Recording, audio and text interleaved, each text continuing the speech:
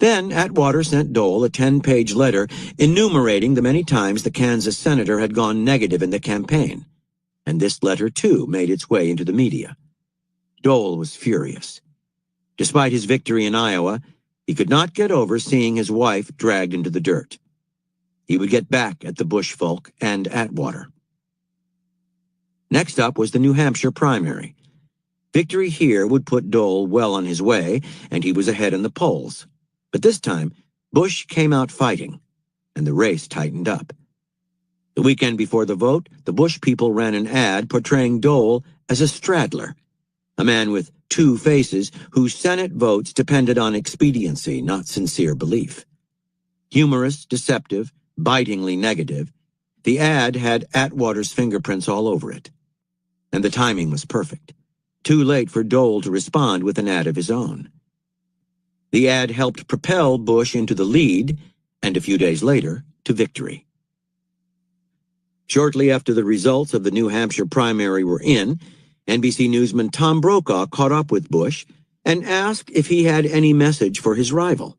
"Nah," he replied with a smile, "just wish him well." Then Brokaw found Dole and asked the same question. "Yeah," said Dole with a bitter scowl, "stop lying about my record." In the days to come, Dole's answer was rerun again and again on television and discussed in the papers. It made him look like a sore loser. The press began to pile on, and Dole was ungracious. He seemed whiny. A few weeks later, he went down to a crushing defeat in South Carolina, and shortly thereafter an even worse string of losses in the Super Tuesday primaries throughout the South. Somewhere along the line, Dole's campaign had crashed and burned. Little did he suspect that it had all begun in Iowa. Interpretation. Lee Atwater believed that adults could be divided into two groups, the overly mature and the childlike. The overly mature are inflexible and overserious, making them highly vulnerable in politics, particularly in the age of television. Dole was clearly the mature type, Atwater the child. It didn't take Atwater much research to see that Dole was hypersensitive about attacks on his wife. Replaying old charges against her in Iowa, Atwater was able to get under the senator's skin. He kept Dole's blood boiling with the letter that accused him of starting the dirty campaigning, and he upped the pressure with the perfectly timed ad that mocked Dole's record for New Hampshire voters. Although Atwater was the one pushing buttons, Dole's outburst to Brokaw focused all attention on him and his unsportsmanlike behavior. Atwater, a genius at one-upmanship, now stood back. Dole could only respond with more sourness, compounding the problem and leading to electoral suicide. The easiest types to one-up are those who are rigid. Being rigid does not necessarily mean being humorless or charmless, but it does mean being intolerant of anything that breaks their code of acceptable behavior. Being the target of some anarchic or unconventional antic will trigger an overreaction that makes them look sour, vindictive, unleaderlike. The calm exterior of the mature adult is momentarily blown away, revealing something rather peevish and puerile. Do not discourage such targets from getting personal. The more bitterly they protest and criticize you, the worse they look. They forget that the real issue is how they are perceived by the people around them, or in an electoral race by the public. Inflexible to the core, they can be induced to make mistake after mistake with the slightest push.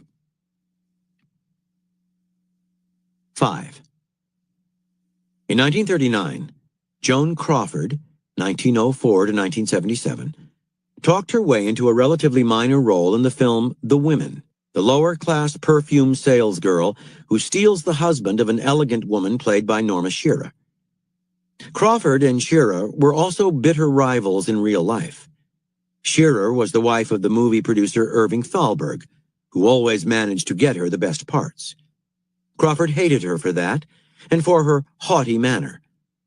Thalberg had died in 1936, but to Crawford's disgust, the studio was still pampering Shearer. Everyone in Hollywood knew of their mutual dislike, and was waiting for the showdown. But Crawford was the consummate professional on the set, and she kept matters civil. The Crawford and Shearer characters in The Women share only one scene, the climax of the movie when Shearer finally confronts Crawford about the affair with her husband. The rehearsal went well, as did the master shot showing the two actresses performing together. Then it came time for close-ups. Of course, Norma Shearer went first. Crawford sat in a chair off camera, delivering her lines to Shearer. Many actors would have an assistant or the director feed the lines while they retired to their dressing rooms, but Crawford always insisted on reading them herself. Crawford was knitting an afghan at the time, and as she said her lines, she knitted furiously, then stopped when it was time for Shearer to respond. She never looked Shearer in the eye. The needles made a loud clicking sound that began to drive Shearer crazy. Straining to stay polite, Shearer said, "Joan, darling, I find your knitting distracting." Pretending not to hear, Crawford kept knitting. Finally, Shearer, a woman famous for her elegance, lost control.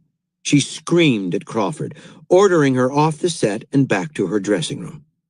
As Crawford walked away, still not looking at Shearer, the film's director, George Cukor, ran to her side, but Shearer commanded him to come back.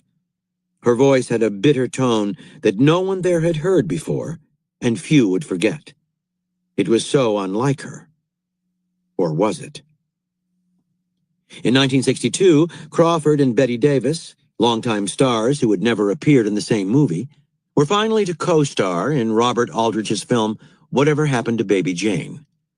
Crawford and Davis had never been thought to like each other too much, but Crawford had encouraged the pairing.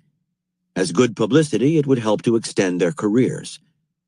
Once again, their behavior was civil on set, but after the film came out, it was Davis, not Crawford, who was nominated for a Best Actress Oscar.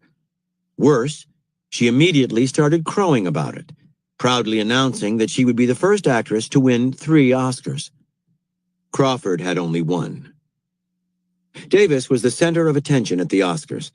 Backstage, before the event, she was unusually gracious to Crawford. After all, she could afford to be. This was her night. Only 3 other actresses were nominated, and everyone expected Davis to get it. Crawford was equally polite. During the ceremony, however, as Davis stood in the wings, waiting, she hoped, to accept the award, she got a shock. She lost. And Bancroft won for her role in The Miracle Worker. And there was more. As Davis stood taking it in, she felt a hand on her arm. "Excuse me," said Crawford, as she strode past the stunned Davis to accept the award on Bancroft's behalf. The Oscar winner could not be there that night. On what was supposed to be Davis's night of glory, Crawford had somehow stolen the limelight. An unbearable affront. Interpretation. A Hollywood actress has to be thick-skinned, and Joan Crawford was the quintessence of the Hollywood actress. She had a huge capacity to absorb and deal with insults and disrespect. Whenever she could, though, she plotted to get the last laugh on her various nemeses, leaving them humiliated.